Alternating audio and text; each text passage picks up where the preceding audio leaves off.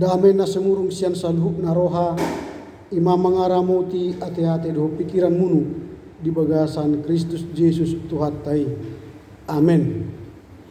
Jamita nadenggan di bagasan minggu ibadah perayaan hana naik ni Tuhan ta Yesus Kristus tu surgo di bagasan sedarion hari Kamis 18 Mei 2020 tolu ima tersurat di buku ni Yohanes ponggol onom mamuka sian ayat onom lupus tu ayat onom puluh tolu songonom mahatana bahak do akka sisian ni Yesus umbege hata nani dok ni Yesusi di dok halahima makasar tu do pengajaran non isi mehena tahan manangyosa harupe sejolo adong halak na pabohonsa madung diboto Yesus do na marungut-ungut akka sisian niai taringot tusi dungiga be ningia ma tuhalahi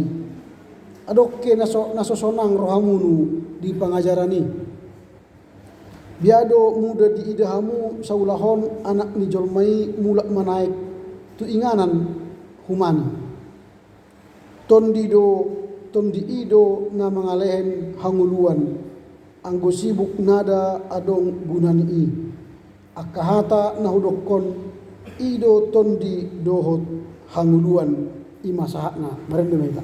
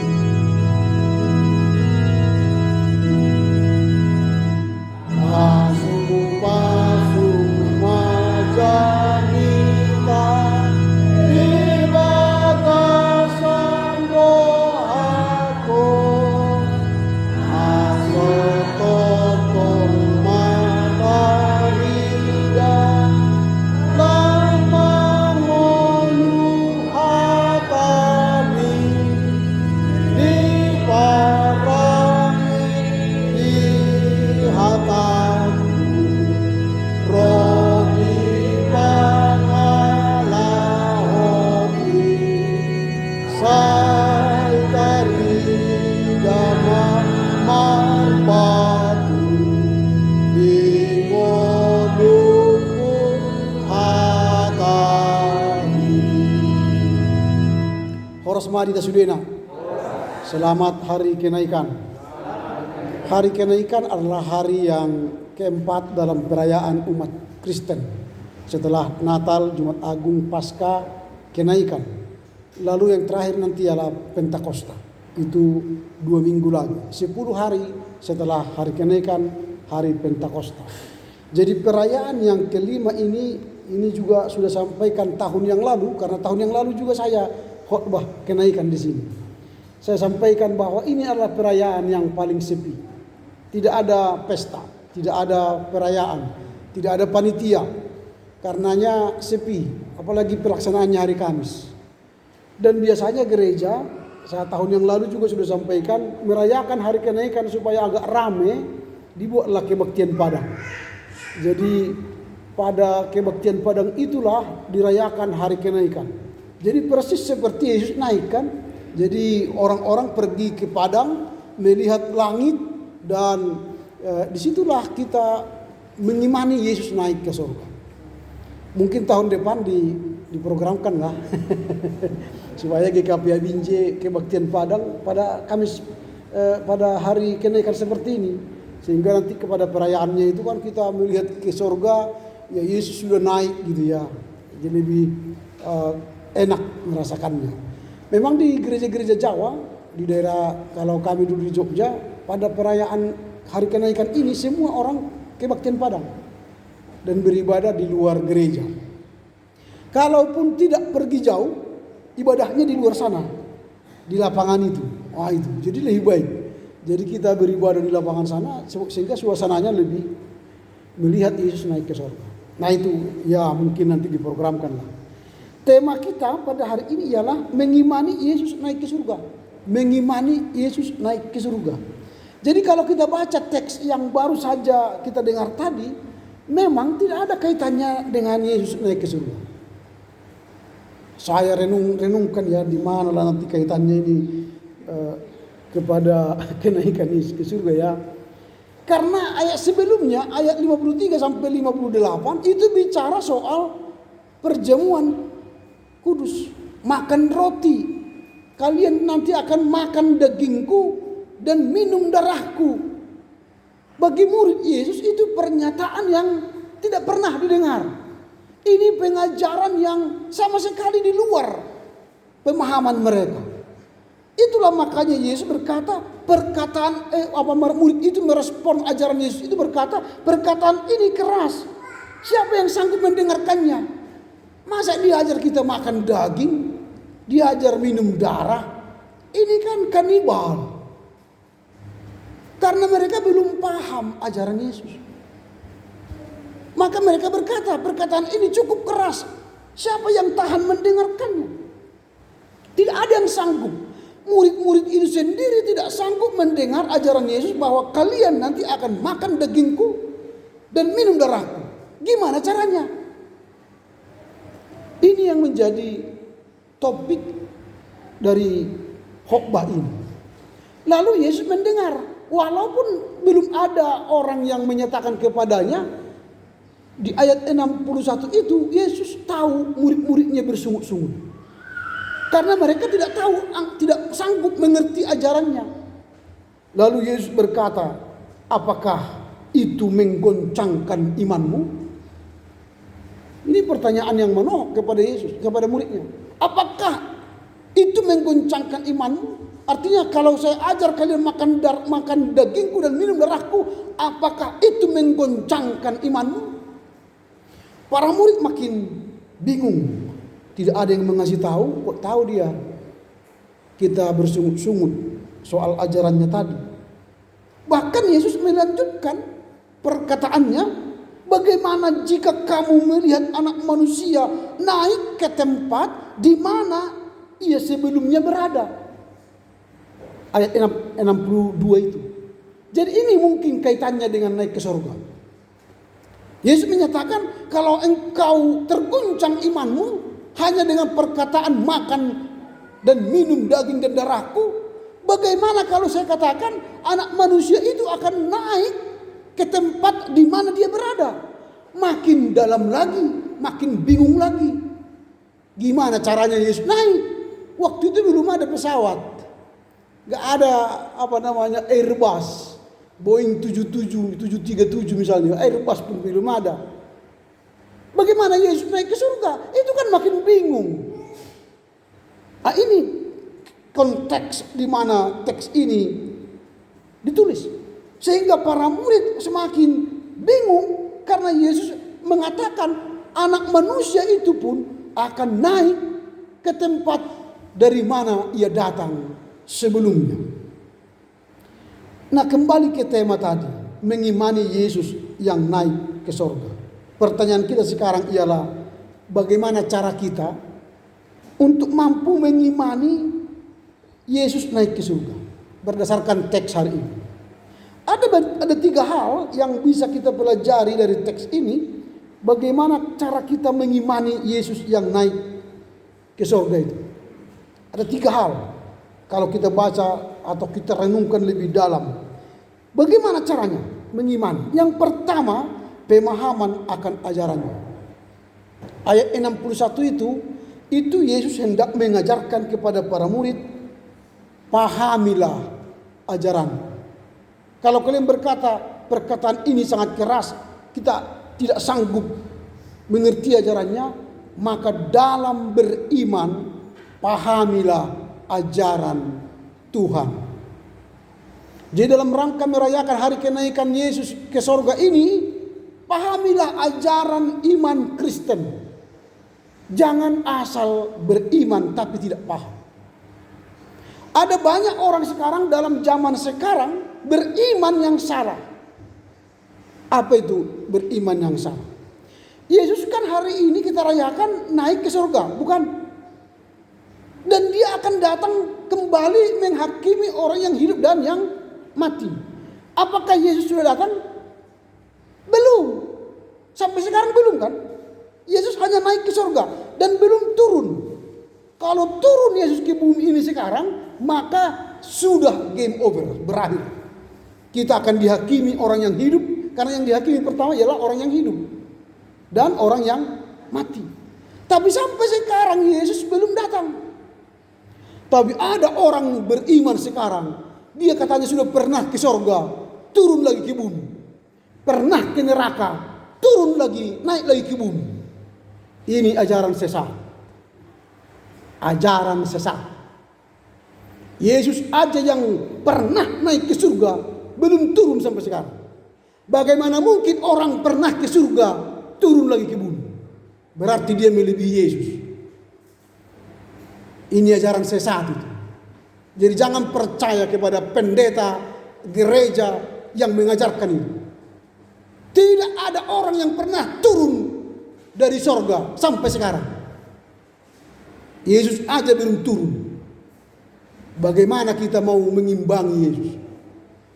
Maka perayaan naik ke sorga ini pahami ajaran yang benar. Jangan mudah menelan ajaran. Ada banyak pendeta-pendeta yang mengatakan begitu kan? Sorga itu nyata katanya. Dia sudah pernah ke sorga, lalu turun lagi. Yesaya Speriaji pernah mengatakan itu. Dia pernah katanya ke sorga, turun lagi ke bumi. Pernah ke neraka, naik lagi ke bumi. Sekarang udah pergi dia ke sorga, belum turun kan? Udah mati dia kan? Turun lagi. Coba lah siapa? Udah turun lagi Speriaji? Enggak kan? Jangan coba-coba menyesatkan jemaat. Ada di Semarang juga begitu dulu. Dia khotbahkan, saya sudah pernah ke sorga. Turun lagi, mati. Pendeta itu mati. Lalu karena jemaatnya pendeta itu yakin turun lagi ke sorga, di gereja itu sudah 1 minggu enggak mereka kuburkan. Alasannya apa? Nanti pendeta ini lagi turun lagi ke bumi ini katanya. Sudah mau busuk, tidak mau dikuburkan. Jemaatnya masih beribadah di situ, meyakini pendeta itu hidup lagi. Enggak hidup. Akhirnya polisi memaksa menguburkan pendeta itu. Ini ajaran sesat. Jadi dalam beriman harus pahami ajaran yang benar. Yesus mati di kayu salib, dia bangkit dan dia naik. Posisi kita sekarang menanti kedatangan Yesus kali kedua. Itulah pengakuan iman rasuli kita yang kedua tadi kan. Aku percaya kepada Yesus Kristus. Dia akan datang kembali untuk menghakimi orang. Ya, itu masih pengakuan iman kita sampai sekarang. Belum ada pengakuan iman kita yang baru kan. Yesus telah turun ke bumi. Belum ada kan? Itu. Jadi kita pahami ajaran. Sehingga para murid tidak lagi berkata, keras sekali perkataannya ini. Tidak ada yang orang sanggup mendengarkannya. Sekarang kita harus sanggup mendengarkan bahwa Yesus telah naik ke surga. Itu yang pertama. Yang kedua, kesadaran akan peran Roh Kudus. Ayat yang 63, kalau kita baca ayat 63, rohlah yang memberi hidup, daging sama sekali tidak berguna. Jadi dalam peristiwa kenaikan Yesus ke surga, maka akan datang roh yang akan menemani kita. Yesus berkata, aku akan naik ke surga, tapi saya tidak akan membiarkan kamu menjadi anak yatim piatu, tapi aku akan mengutus roh penghibur. Untuk apa? Menyertai kita. Jadi selama Yesus masih di surga sekarang, yang bersama kita di bumi ini ialah Roh Kudus. Maka Roh Kudus inilah yang menyertai kita. Roh Kudus inilah yang memberi hidup kepada kita. Ini yang kita pahami. Makanya nanti 10 hari setelah kenaikan ini, kita akan merayakan Pentakosta. Merayakan hadirnya Roh Kudus yang menyertai kita. Lalu setelah itu nanti baru Minggu Trinitatis, puluhan minggu. Hampir 20-an minggu nanti, Minggu Trinitatis, baru masuk lagi masa Advent dan Natal. Kembali, itu siklus tahun gereja. Itu yang kedua, kesadaran akan peran Roh Kudus. Dari masa-masa naiknya Yesus ke surga, peran Roh Kuduslah yang begitu kita andalkan sekarang. Itu makanya ada gerakan Pentakosta. Gerakan di mana rohlah yang berkuasa. Gerakan revival. Gerakan api roh. Jadi kalau tidak ada api Roh Kudus, yang membakar semangat kita, maka semangat kita melempem. Maka semangat kita beriman turun. Tapi kalau ada roh itu yang menggebu-gebu, yang bersemangat dalam iman kita, maka kita selalu bersemangat beriman. Makanya simbol metodis itu kan salib dengan api roh. Di setiap datang ke gereja harus terbakar api roh kita supaya memberitakan kebenaran. Jadi kalau datang ke GKPA harus terbakar semangat kita untuk mengembangkan GKPA, mengembangkan kerajaan Tuhan di dunia ini supaya menjadi gereja yang unggul melayani dalam kebersamaan. Bagaimana caranya? Ya kita mulai dari yel-yel kita. Kalau bertemu orang GKPA dengan GKPA, katakanlah GKPA. Lalu jawablah unggul melayani. Kan gitu kan? Coba saya tes dulu. GKPA. Nah itu. Jadi setiap bertemu orang GKPA, dimanapun kita berada, oh itu GKPA. GKPA, unggul melayani. Sehingga tercapailah visi misi kita ini. Karena apa? Setiap minggu iman kita berkobar-kobar hendak memberitakan kabar baik, kabar sukacita, mengembangkan GKPA menjadi gereja yang unggul melayani dalam kebersamaan. Jadi kita latih, jumpa nanti orang GKPA di Ski, GKPA gitu ya. Jumpa GKPA Jalan Cangkir, GKPA, jawablah unggul melayani dalam kebersamaan. Ini menjadi gaya hidup kita. Tersongon HKBP hari HKBP Nabuluni. Itu kalimat ni halai kan? HKBP Nabuluni. Memang belum HKBP nuai. 6 juta umatnya. Kata itu jadi 2. Ro GKPI sabas nomor GKPI. Memang sabas nomor GKPI. Hita aha. Bakut tadok do GKPA unggul melayani. Unak tadok GKPA na meneki. Ba mecek maturus. Ikut taduk tentang GKPA unggul melayani supaya kita apa? Unggul melayani. Jadi ada jargon kita, ada motto kita.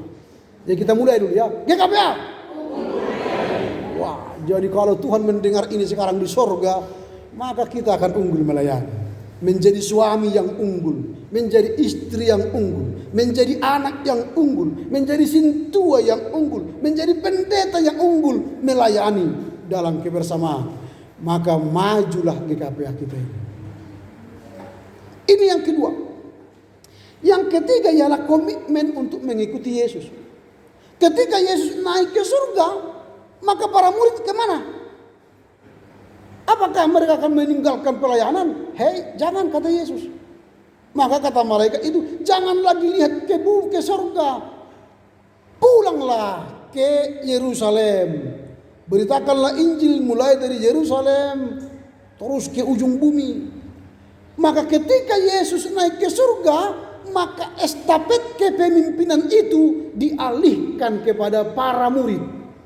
Maka tugas murid ialah mengajar, berkhotbah, melakukan tugas-tugas Yesus selama ini. Jadi kalau ya sekarang Yesus naik ke surga, tugas itu diserahkan kepada kita GKPA Binjai ini.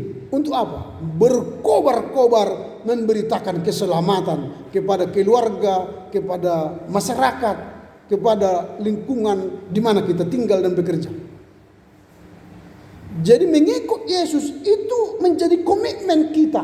Kendati Yesus sudah naik ke surga, tetapi kita sebagai pengikut Yesus harus punya komitmen melanjutkan visi misi Yesus di dunia ini.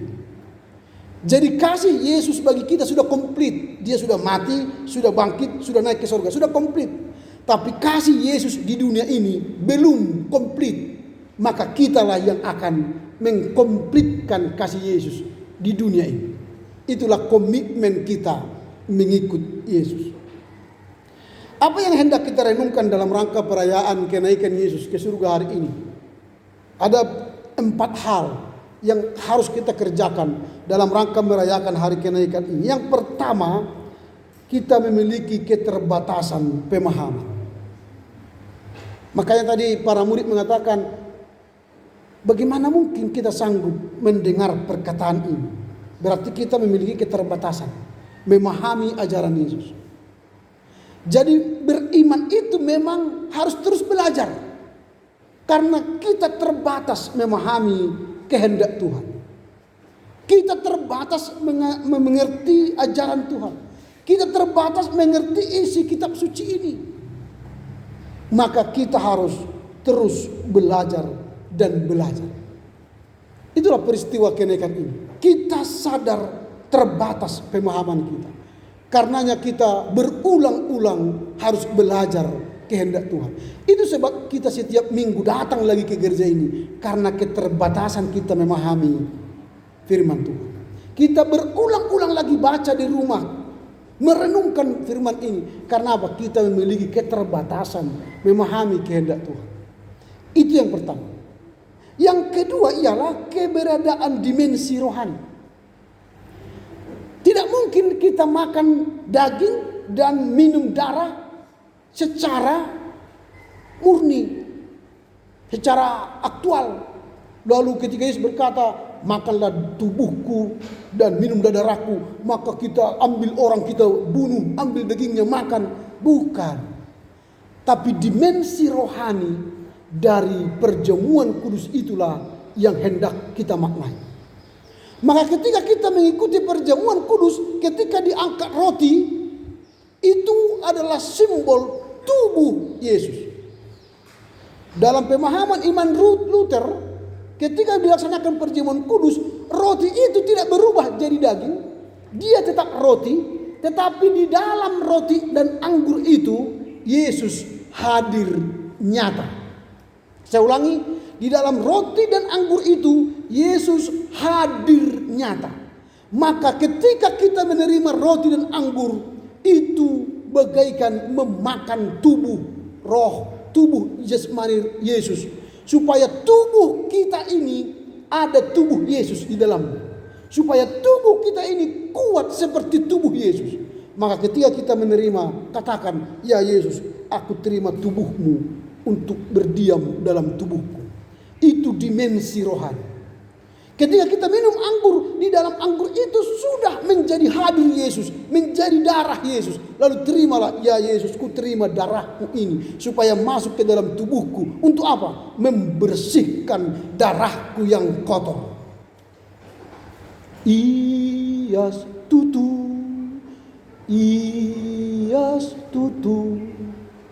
dohot mudarmi basuau, ias songon hapas maaf. Ketika kita minum darah itu, Yesus membersihkan tubuh kita. Kalau ada pun kolesterol hilang, kalau ada pun yang tersumbat, saluran darah kita berjalan normal. Tapi kalau kita sepele meminum dan memakannya, itu menjadi roti dan anggur biasa yang tidak punya dimensi rohani. Makanya jangan pernah menolak menerima perjamuan kudus. Karena apa? Di dalamnya ada dimensi rohani. Itu yang kedua. Yang ketiga, ketergantungan pada kuasa roh. Yesus sudah naik ke surga. Maka sepenuhnya hidup kita ini harus tergantung kepada roh. Mengapa? Karena roh itulah yang memberi hidup. Tadi ayat yang ke-63 dikatakan, rohlah yang memberi hidup, daging sama sekali tidak berguna.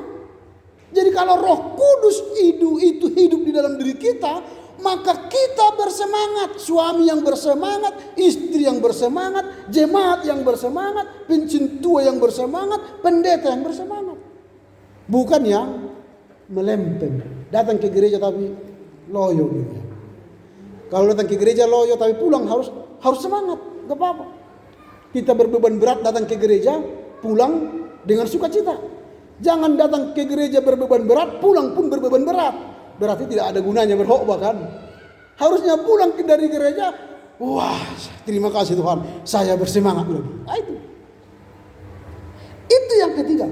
Jadi kita harus tergantung pada roh. Yang terakhir, kesediaan untuk mengikut Yesus sepenuhnya. Karena tadi Yesus naik ke surga, maka tugas pelayanan itu secara estafet diberikan kepada murid, sekarang itu diberikan kepada kita. Kasih Yesus bagi kita sudah komplit, tapi kasih Yesus di rumah tangga kita belum komplit. Kita harus mengajari istri anak kita, mengajari suami kita, mengajari anggota rumah tangga kita supaya punya kasih, punya keteladanan, berbuat baik. Berarti bagaimana caranya? Kita harus mengerjakan kasih Kristus. Jadi kalau perayaan ini kita lakukan, maka kita harus bersedia mengikut Yesus secara sepenuh hati. Jangan setengah hati. Memilih mengikut Yesus harus sepenuh hati. Kalau satu ngaroha do, gaya maroha-roha do.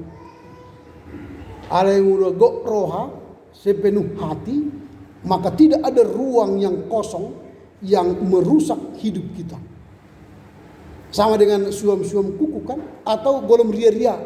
Muda ria-ria ita tiop gomos, inda adong luka tengah tahun. Tenggo golom ria-ria, tak tiop alang tiop, wah hiwak, sah. Marah-marah. Mengikut Yesus jangan golom ria-ria.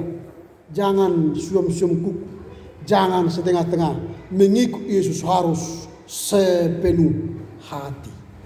Selamat merayakan hari kenaikan Yesus. Amin.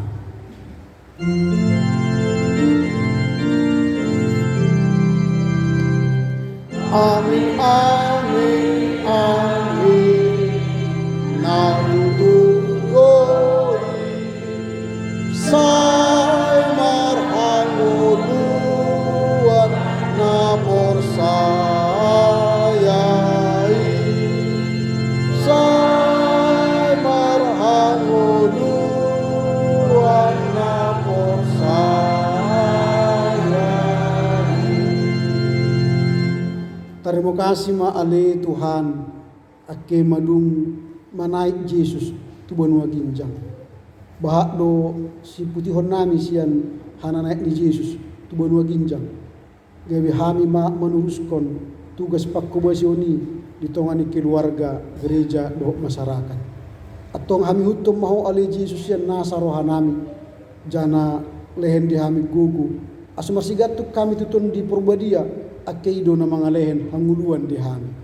Lehen madihang haporsayaan na matuktong porosaya tu sudi ajaran jana marsiajar sian hatami.